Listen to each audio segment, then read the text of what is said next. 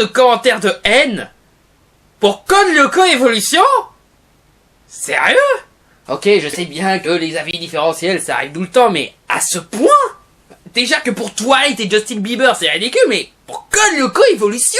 Ah et puis super arguments les mecs, hein. Oh mais comment oses-tu dire que les acteurs sont nuls, mais ça va pas te dire ça? Oh oui, comment j'ai osé dire que des acteurs incapables d'exprimer des émotions humaines sont nuls? Oh comment oses-tu critiquer toute la série en tombant que sur l'épisode 1? Bah en même temps je le dis plusieurs fois que je critique tout ce que j'ai vu dans l'épisode 1. Donc, voilà, c'est complètement assumé. Ouais, comment j'ai osé critiquer l'épisode 1 en me basant que sur l'épisode 1. Bon, après, les plus sages d'entre eux m'ont conseillé de donner à nouveau sa chance à cette série en regardant l'épisode 7, qui, soi-disant, rehausse le niveau. Alors, pour être juste, j'ai décidé de regarder cet épisode. Il y a des améliorations, mais c'est toujours de la merde, hein. Oui, Odd et Yumi sont un peu meilleurs que dans le premier épisode. Là, ils ont vraiment des émotions humaines. Même si Odd part quelquefois dans le stéréotype, et les autres acteurs sont toujours nuls. En particulier William. Je crois qu'il est encore plus mauvais que Ulrich en fait. Après, c'est l'épisode qui permet de faire avancer le scénario. Toujours pareil, c'est toujours la carotte qui te met « Oh, regarde, on va faire avancer le scénario !»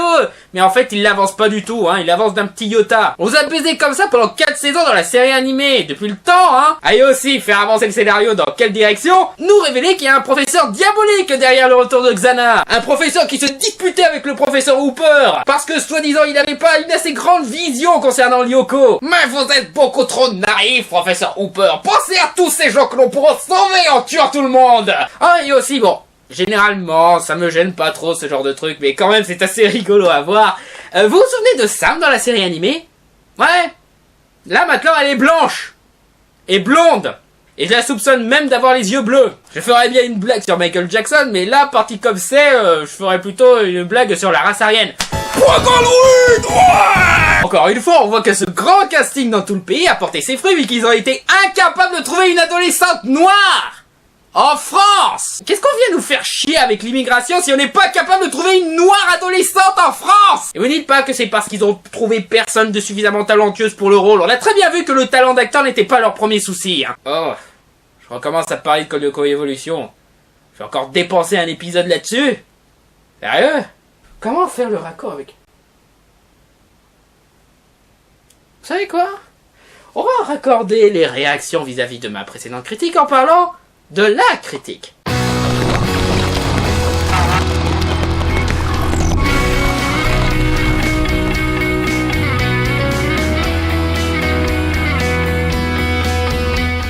Critiquer. Une chose assez mal vue par le public généralement. Généralement, ceux qui critiquent, ce sont des gens qui ne sont jamais contents, qui sont jaloux de ce qu'ils critiquent. Il y en a même qui disent que les mauvais auteurs deviennent critiques, etc. Bref, tout le monde voit la critique comme étant la pire chose au monde. Ce qui est assez naïf en fait. Vous savez, être critique, c'est pas seulement dire du mal de quelque chose, c'est aussi en dire du bien. C'est pas parce qu'on dit que Twilight est tout pourri que pour autant on va dire que Django est tout pourri par exemple. On critique pour essayer de trouver de la qualité dans quelque chose, pour essayer de comprendre pourquoi ce film est bon, mais pas les autres. La critique ne rabat pas l'art, au contraire, elle essaye de l'améliorer, en lui montrant les différentes directions pour faire de la qualité, et en lui indiquant les sens interdits. Ceux qui critiquent ne font pas ça parce qu'ils sont méchants, ils veulent tout simplement montrer leur point de vue de façon intelligente en utilisant des arguments. Seulement, il semblerait que la plupart des non-critiques ne comprennent pas le sens du mot argument. Parce que dès qu'on dit du mal de quelque chose que quelqu'un aime, de suite il se bouche les oreilles et essaye de trouver une excuse pour laquelle on est si salopard. Oh mais vous êtes jaloux, oh mais vous aimez rien, oh mais bladati, mais patata, blablabla. Écoutez, que vous soyez pas d'accord avec une critique, ça arrive. Personne n'est parfait. On a tous des avis différents, on a tous des points de vue différents. Seulement, si vous voulez exprimer un désaccord, un petit conseil, faites-le comme des adultes. Ne faites pas les « Oh non, c'est pas bien de critiquer » ou quoi que ce soit. Non, non, expliquez votre point de vue. Si vous pensez que j'ai tort en disant que tel truc est nul, essayez d'expliquer pourquoi vous pensez que ce n'est pas si nul que ça, au lieu de me traiter de con tout simplement parce que je suis pas d'accord avec vous. Et si jamais je réponds à vos critiques en l'expliquant en quoi vous avez tort, vous, ça ne veut pas dire que je le prends mal la critique. Non, Ça veut dire que moi aussi j'expose mon point de vue, mais sur ton point de vue. Ça s'appelle un débat. Les débats, c'est pas seulement les trucs chiants qui passent sur François avec les hommes politiques, hein. C'est une différence de point de vue qui se discute. Quand t'es un adulte, tu traites pas quelqu'un de con tout simplement parce qu'il aime pas le même film que toi. Bon, après, ça dépend de ce que l'autre reproche au film, hein. Ouais, Scott Pilgrim c'est nul parce qu'on dirait un jeu vidéo. Voilà, ça par exemple, ça c'est une critique conne. Parce que voilà, quel rapport avec la qualité du truc? Après, dans ce genre de débat, il faut savoir faire une différence sur les critiques. Parce que certaines personnes qui refusent d'écouter un autre point de vue, généralement, ils répondent par « Ouais, mais ça c'est que ton avis, moi je continue à penser que c'est de la merde ». C'est dans ces moments-là que dans la critique, il faut savoir faire la différence entre ce qui est subjectif et objectif. Parce que non, toutes les critiques ne sont pas subjectives. Si on fait preuve d'un minimum de sérieux, on sait faire la différence. Comme par exemple, il y a des films que j'aime, mais que je reconnais qui sont tout pourris. Comme celui-là par exemple. Et à l'inverse, il y a des films que je ne peux pas en dire du mal parce que techniquement c'est bon, mais que je n'aime pas. Comme par exemple la totalité des films de guerre que je n'accroche décidément pas. Mais je ne déteste pas les films de guerre parce qu'ils sont nuls, mais tout simplement parce qu'ils ont une approche à laquelle je n'accroche pas. Mais qu'en même temps, je ne peux pas vraiment leur reprocher d'avoir pris cette approche. Je ne peux pas leur reprocher de ne pas avoir romantisé certains éléments, de ne pas avoir menti sur certains points, parce qu'après tout, ils racontent les histoires de personnes qui sont mortes pour la liberté, pour leur pays et tout. Donc ouais, ce serait un petit peu irrespectueux de mentir sur ces points-là, mais en même temps, j'aurais préféré des films qui soient un peu plus, voilà, qui se sentent comme une bonne histoire, pas comme un cours d'histoire. Mais de l'autre côté, c'est le fonctionnement même des films de guerre, donc voilà, ce serait complètement salaud de dire que tous les films de guerre sont nuls à cause de ça. Donc voilà, c'est normal de détester des bons films et d'aimer des mauvais films. Seulement, faut savoir faire la différence, faut savoir ouvrir les yeux quelquefois. Quelquefois c'est sympa de défendre des films qui ont en effet des qualités contre les critiques qui trouvent tous que c'est de la merde, mais de l'autre côté, faut des fois voir qu'il y a des défauts dans un film qu'on aime bien. Il y a même un terme pour ça. Des plaisirs coupables. On aime tel film pas parce qu'il est bon, mais parce qu'il a quelque chose qui nous accroche à nous. Là, c'est du subjectif.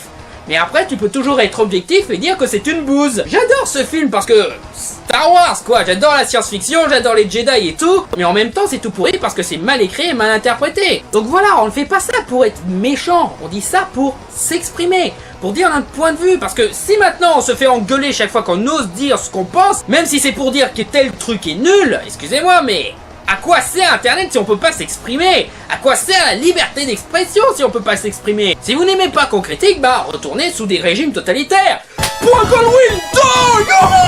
Et non, on ne critique pas non plus parce qu'on est jaloux. Parce que franchement, jaloux de quoi? Succès? Non, il y a des mecs qui ont plus de succès que ceux qu'on critique, mais qui le méritent, quoi. Pour être jaloux, il faut quelque chose à jalouser. Bon, moi, oui, je reconnais que je suis jaloux de certaines personnes de l'industrie, mais ça me donne pas envie d'en dire du mal. Comme par exemple, je suis jaloux de Night Shyamalan et de ses beaux personnages et de ses belles histoires. Je suis jaloux de Christopher Nolan, de son ingéniosité, qui paraît toute conne sur certains points. Et je suis jaloux de Steven... Non, en fait, je suis pas jaloux de Steven Spielberg. À ce stade, je le vénère. Donc oui, les critiques peuvent être jaloux, mais ce n'est pas pour autant qu'ils vont être complètement cons et dire du mal du bon truc tout simplement parce que ils sont jaloux de leur talent. Si je dis que Twilight est tout pourri, c'est pas parce que je suis jaloux de l'écriture de Stephenie Meyer. Un truc qui ne vaut surtout pas le coup d'être jalousé, même si t'es un très mauvais scénariste. Non, si je dis que Twilight est tout pourri, c'est tout simplement parce que l'écriture est nulle, les personnages sont à chier et tout. Pas parce que j'aimerais avoir le talent d'écriture de Stephenie Meyer. Donc, grosso modo, je crois au Père Noël si c'est le cas. Et puis, si on devait être jaloux de tous ceux qu'on critique, on serait tous jaloux d'Hitler dans un sens. Point Goldwyn 3. Et enfin, la phrase que tout le monde adore réutiliser à propos des critiques. Quand un auteur est mauvais, il devient critique. Ce qui se révèle de plus en plus faux ces temps-ci. Outre les critiques que l'on peut voir dans certains bons magazines de cinéma qui ont des textes suffisamment bien écrits et qui expriment parfaitement la forme la plus pure de leur sujet, ou même à la télé, les critiques de Yannick Dahan, elles sont excellentes. Il parle du cœur même du film en utilisant tous les mots qu'il faut. Et même les critiques d'internet. Je parle pas de moi spécialement, mais parlons par exemple de Linkara. C'est un mec qui fait des critiques de bande dessinée et quelquefois il entrecoupe ça d'une storyline qu'il met en place dans certains épisodes. Et ben ces storylines sont excellentes. Elles sont bien écrites, elles ont des personnages très sympatoches, bien qu'un petit peu délirants sur les bords et un petit peu une dimension sur les bords. Mais ces storylines montrent que, en effet, l'auteur de ces vidéos est un meilleur auteur que ce qu'il critique. Et pourtant c'est un critique. Ou même le Nostalgia Critique qui non seulement écrit d'excellents gags, certaines moins drôles que d'autres, mais qui fait aussi d'excellents films avec de petits budgets. Aussi, si la plupart d'entre nous critiquons, c'est aussi parce que dans un sens, nous avons une petite idée de comment mieux écrire certains éléments scénaristiques. Comme par exemple ma vidéo sur Twilight, j'explique en quoi cette histoire pourrait être mieux. Je fais la comparaison avec Buffy contre les vampires, le parfait exemple de comment ça pourrait être bien écrit. La plupart du temps, quand nous critiquons, nous comparons à certaines idées, genre t'aurais pu amener ça comme ça et ça aurait été bien, ou tu aurais pu aller dans la même direction que telle fiction pour faire quelque chose qui serait au moins réussi, qu'on a vu que c'est réussi. C'est pas grave si tu copies, au moins tu feras pas de la merde. Donc la critique n'est pas du tout une mauvaise chose dans l'art. Donc arrêtez de vous révolter et d'exiger qu'on arrête nos vidéos parce qu'on a critiqué un truc que vous aimez bien. Parce que de l'autre côté, il y a des gens qui veulent qu'on continue. Parce qu'ils sont d'accord avec nous. Et c'est pas parce que nous sommes en désaccord sur un point que nous serons en désaccord sur tous les points. Vous aimez Code Lyoko Evolution ? Je déteste Code Lyoko Evolution. Vous aimez Code Lyoko ? J'aime Code Lyoko. Pour moi, il y a deux films qu'il faut absolument voir pour complètement comprendre les critiques. Le premier étant Ratatouille. Ouais, je l'ai pas choisi pour rien, lui. Pas parce que c'est non seulement le meilleur personnage de tout le film, mais aussi parce qu'il montre que les critiques, même les plus sombres, même les plus mécontents, même les plus terre-à-terre, ne rejettent pas l'idée que quelque chose puisse être exceptionnel. S'ils voient quelque chose qui vaut le coup d'être défendu, ils le défendent. Ce sont des critiques après tout. On a quelquefois un sentiment de supériorité, oui, mais de l'autre côté, on ne fait que dire notre avis. C'est de notre faute si on déteste tel truc ou si on aime tel truc. Et le deuxième film qui résume parfaitement l'esprit critique, V pour Vendetta, qui met en valeur la liberté d'expression. Et enfin, tout dernier point, ce n'est pas parce que nous sommes critiques et que nous critiquons les autres que de l'autre côté, on ne s'autocritique pas. Je reconnais avoir fait quelques vidéos imparfaites. Je reconnais avoir dit des choses que je commence à regretter dans certaines vidéos. Par contre, non, le fait que j'exagère mes expressions dans certaines de mes vidéos, c'était pas un défaut. Parce que maintenant, nous sommes dans un monde où les critiques savent être divertissants. C'est pour ça que maintenant, dire que les critiques sont de mauvais auteurs est archi faux. Si on arrive à divertir, c'est que quelque part, on est des bons auteurs. Exagérer mes réactions et certains points que je critique, ça va avec le divertissement. Donc, prenez mes vidéos comme elles sont. Des divertissements. Après, vous pouvez débattre sur certains points que je mets en avant, mais avant tout, profitez de la vidéo. Parce que c'est du divertissement, les mecs. Bref, en résumé, la prochaine fois que vous me direz que je suis con pour avoir critiqué tel truc, c'est celui qui dit qui est, haha.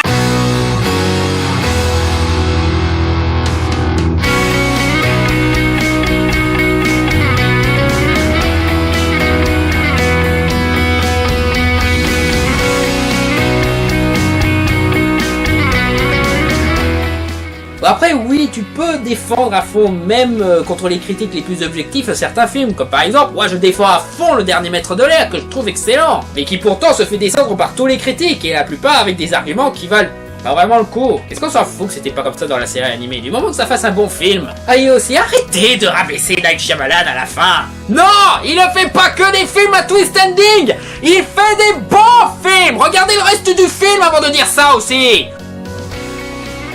Si tu as aimé cette vidéo, abonne-toi en cliquant ici et n'oublie pas d'aller sur le site pour aller cliquer sur la Magic Box qui est juste ici.